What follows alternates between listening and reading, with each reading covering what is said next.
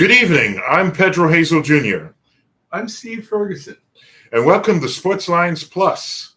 Tonight we'll be discussing the Knicks, Saquon Barkley, and the St. John's in Connecticut. If you like the show, press the like button and subscribe. Just so you know, if you like it, press that like button and subscribe. Yep, sounds good. Yeah. Despite injuries to Jalen Brunson, OG Anunoby, and Isaiah Hartenstein, among them, the Knicks have sort of been on a roll. They won convincingly in Madison Square Garden 98-74 to the Orlando Magic last night after losing to Atlanta 116-100 at the Garden Tuesday and beat the Cavaliers in Cleveland 107-98. They host the Philadelphia 76ers tomorrow and Tuesday at the Garden. Yes. 2 games in a row. Huge series for the Knicks. How do you assess the situation, Steve? I think Tom Thibodeau might have had a serious sit-down meeting with the whole team after the Atlanta game because that performance against them was terrible. Yes. It's one of the worst games I've seen them play in a long time. But even with all the injuries. Yes. But last night's game, by the way, defensively, the Knicks held the match to 74 points, the lowest total of any NBA team this year. So Thibodeau must have said to them, the New York Knicks are going to win games by playing defense, and especially now with the people that are out. Yeah. First of all, Jalen Brunson is an exceptional player. Came back after having that injury in Cleveland in 27 seconds into the game. He hurt his knee, and we were all saying, oh, my God, it's a serious injury. But luckily for us, once again, Superman, as small as he is, he got up off the deck, and he played for us very well. But I think not only did he play well, his buddy Hart played very well last night. DiVincenzo played really well. But I was very impressed with Precious Achiuwa. This is a guy they got from Toronto who had 15 points in the game, 14 rebounds, and played terrific defense. Yeah. And he's 23 years old. He's a native of the Bronx, by the way, folks. So we're looking at a guy, if he keeps developing like this, who may wind up working his way into the starting lineup. And I never thought I would say that about him. But he is coming as a player. And I think DiVincenzo is having the best season of his NBA career right now. Oh. As is Brunson. So the Knicks can win with this combination. Yeah. But they have to remember to really clamp down on the defensive end. Oh, yes. And when they do that with the offensive players they still have, and we're not counting Bogdanovich either, who's a great shooter. Oh, yeah. To go with what they already have in Hart and DiVincenzo and Brunson, this is a team that can still win a lot of games. Oh, yeah. When they get Anunoby back and Robinson and eventually Randall, that's when they'll take off. Oh, yeah. They were, in my opinion, the second best team in the Eastern Conference before all the injuries hit. Oh, yeah. And when I saw how they played against Cleveland, I was very impressed. Oh, yes. I was shocked. I was doing the laundry Sunday night. I was looking at the game. And I was like, wow, they're ahead of Cleveland. They're staying ahead. And not only that, but they did it in Cleveland. The Knicks are one of the best road teams in the NBA. Go figure. 13-6 on the road. So you don't want to play the Knicks when they're on the road. Yeah. They clamp down. They defend better. They rebound better. But last night at home, maybe their best game of the year against a team that had already beaten them 3 times this year, took over the 4th spot in the Eastern Conference ahead of them. And I said, wait a minute. They're good, the Magic, but they're not ready for prime time like us. Yeah. We're supposed to be the second best team in this conference. I think only Boston right now is the only team in that conference that can beat New York. Yeah. I know Milwaukee is a tough team for the Knicks because they have Antetokounmpo and Lillard, and they can shoot extremely well. And I certainly understand there are other teams in the division. Philadelphia is tough. They get Joel Embiid back. They're going to be very difficult to deal with also. But I think when the Knicks are completely healthy, they are one of the top teams in that conference for sure. Yeah, definitely. And what do you think that their prospects up ahead? I know they got the 2 Philly games. That's a huge series for the Knicks. Oh, yeah. I think confidence-wise, if the Knicks can win both of those games, they will really have established themselves as a team that can finish in the top 3. Mm-hmm. Because last night we saw the Bucks play the Lakers. The Lakers did not have LeBron James, and the Bucks lost to the Lakers. Mm-hmm. Lakers played a great game last night with Anthony Davis and D'Angelo Russell taking over, and they beat them by 1 point, and they got excellent defense last night from Spencer Dinwiddie, who actually blocked Damian Lillard's last shot of the game. Yeah. So I think the Knicks are still very much in the hunt, and they want to finish third. They don't want to finish fourth, because fourth you'd have to play Boston. Oh, God. And we know how difficult they are. They are a juggernaut. But the Knicks can finish third. They will avoid them in the first round. Yeah. And let somebody else, let Cleveland have them in the first round. Because that's where Cleveland, in my opinion, belongs, is fourth or fifth. Mm-hmm. But because the Knicks have had so many injuries, they've been dropping down, and we're getting to the point where they're almost at the play-in game. Mm-hmm. And I said, how is that possible with the season we had? Mm-hmm. But they've had major injuries. Mm-hmm. But I give the Knicks credit. They're a very resilient team, something we didn't think they would be. No. But if they make it through all of this, I would say Tom Thibodeau, I'll give you the vote for Coach of the Year. Yep. Now on to Saquon Barkley. Saquon Barkley and the Giants are again trying to negotiate a deal. But he's looking for a deal he feels is fair, which means, but accounts say he wants to be paid among the top running backs in the NFL. It is reported that he's looking for at least $10 million per season. So far, the Giants have been unwilling to pay him that much money. If Saquon and the Giants are unable to come to terms, Saquon will be a free agent on the 13th. Mm-hmm. That is Tuesday. That is Wednesday. Yeah. If Saquon becomes a free agent, where do you think he'll go? Dallas, Philly, Rams? I think he's got his choice of teams. If I'm Saquon Barkley, I really hold the cards in my hand now. I've got the Giants where I want them. Mm-hmm. They have to up the ante to this guy and pay him, at least give him a 2-year contract, because he's got major suitors who want him.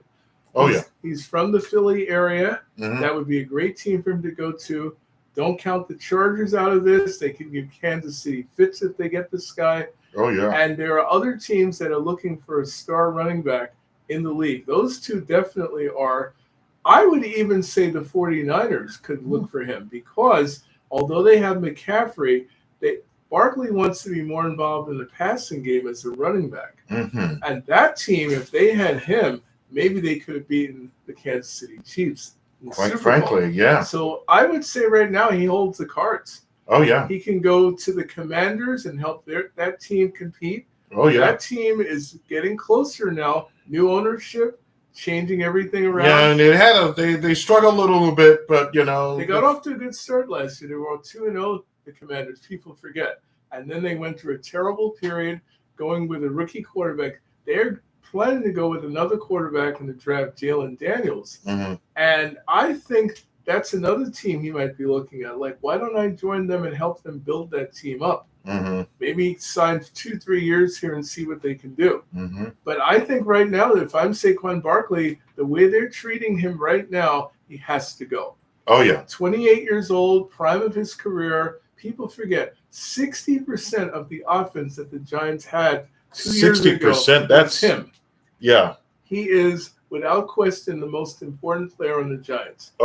And they are ready now, I've heard, to even get rid of Daniel Jones. Mm-hmm. So if they do that and they get rid of Saquon, they have to start over. And I think the heat will really be on both Brian Daboll and Joe Shane, the GM, if that happens. Do you think he'll go to the Cowboys? Is that another possibility? That's another team. The prestige of that team. Well, I hate using the term prestige, but you could say prestige. Jerry Jones would probably be okay with that too, because Jerry Jones always goes for a championship. Mm-hmm. You can say that he's too involved with the media, too involved with his players, running at the team. But I would rather have an owner like that. Who really cares about my team, who wants to win. They have won many times, Dallas, but they haven't won the Super Bowl. They haven't gotten it. A lot of people say, they've only won 2 playoff games since 1995. But then, too, it's the mystique. It's the whole mystique. They're like the Yankees of baseball almost. Yeah, Yankees of football. They're the team that you keep thinking is going to finally break through and win. And they're getting closer. But I think if they added a running back, because they have the guy, Tony Pollard, pretty good running back, pretty speedy. They have a phenomenal wide receiver in CeeDee Lamb. But they add another running back who can catch the ball out of the backfield like Saquon and run the way he's able to, they would be a very dangerous team to stop. Yeah. Because I think the quarterback they have really needs Dak Prescott. More. Thank you. Dak Prescott needs a couple more weapons, I think. Yeah. Almost like what Kansas City has or what San Francisco has. Oh, yeah. Where he can look everywhere down the field and know he's got 3 or 4, 5, 6 guys who can help him win. But I could see him going there, too. Oh, yeah. Yeah. Jerry Jones would love to have a guy like that. Tell me about it. And if he goes to any of those teams, serves the Giants right. It absolutely does. The Giants, right now in New York City, and I didn't think I would ever say this, the New York Jets, watch out, might be the better team this year in this town. For the first time probably since the early 2000s, when the Jets did make the playoffs, and by the way, they beat up on the Colts, I think 41-0, when they had a young Peyton Manning. But that was a long time ago. It was. That's 20 years ago. It was. But remember, Aaron Rodgers is now going to be healthy. Oh, yeah. He sat out last year with that terrible injury to his ACL. If he's healthy and they get a better offensive line around him and get a secondary receiver with that defense, they will be the better team in New York. And Robert Saleh, who right now for me is on the edge of being dismissed from this team, might be here a lot longer than we think if that happens. Interesting. Very, very, very interesting. Yeah. St. John's is 19-12 after beating Georgetown 86-78.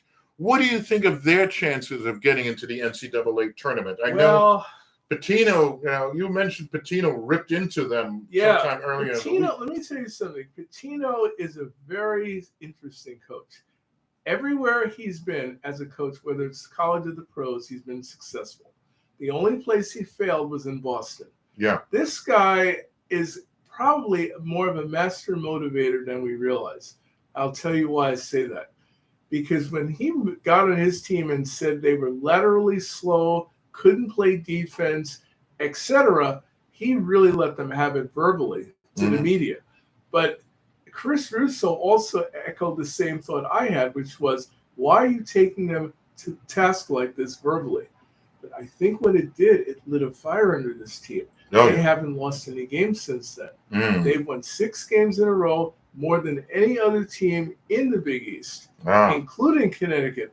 By the way, St. John's, one of their signature games this year, hard to believe, they actually beat Connecticut, who is number 1 in the country. Wow. They beat Creighton and Connecticut. I think those, and twice they beat Villanova.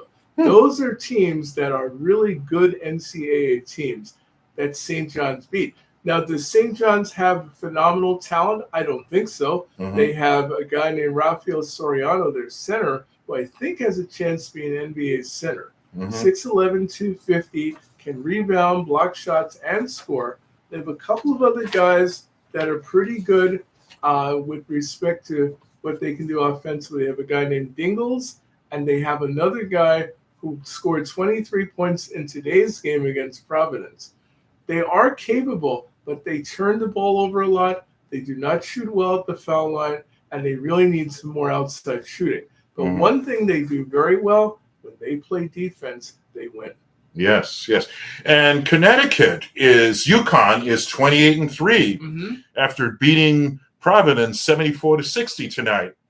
Now, what do you think of their chances of getting into the NCAAs and succeeding? See, Connecticut's an interesting team to me because when you look at their history, you always think of the great players they've had. You think of Kemba Walker, Ray Allen, Danielle Marshall. They've always had Rip Hamilton. They've always had people that you said, I know this guy's going to the NBA. Most of those players I named, with the exception of Thabit, became big stars. I look at this Connecticut team, and I think their big star is actually their coach, Danny Hurley. Because look at their roster. You've got guys that are decent that play for that team, but nobody really stands out a lot. But what they do well, they shoot the three very well, they defend well, and they don't make a lot of mistakes. They don't turn the ball over a lot, and they are very resilient. They'll, like tonight would be a good example. Play Providence. They were leading in the game. Providence actually went on a 13-0 run, but Connecticut stayed the course. Yeah. That's what they do best. They don't give up leads. They fight hard. And as a team, collectively, they're very tough to beat.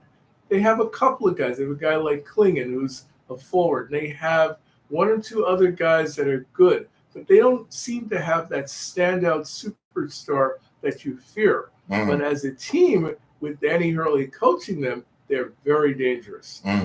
They could repeat because of their consistency. Yeah. But I'm interested to see how they do against teams that are star-studded, that really have great talent, and can they beat teams like that?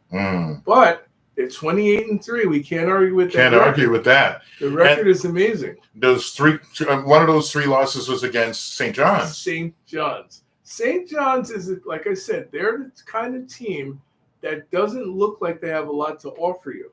But when they play defense and force you to turn the ball over and hit some shots, because St. John's does not hit a lot of their shots, and they're a bad foul shooting team. That's why I don't think they'll be around longer than the first round if they make it. But let's remember, they have to beat DePaul. That's their last game of the season. DePaul is a horrible team. They're 3-27. They're supposed to beat them. But remember, in the crazy world of the NCAAs, anything can happen. That's for sure. And the last time they were good was back in the 80s when they had Mark Aguirre and Terry Cummings. Most of you weren't even born when those guys were playing. Yeah. And they both had great careers, by the way. Yeah. But St. John's is the kind of team with Rick Pitino at the helm who might be able to get through this. Oh, yeah. And I think next year you'll see Rick Pitino recruit some really good shooters, and then we'll see the improvement of St. John's. You mentioned some of the other teams that were star-studded. What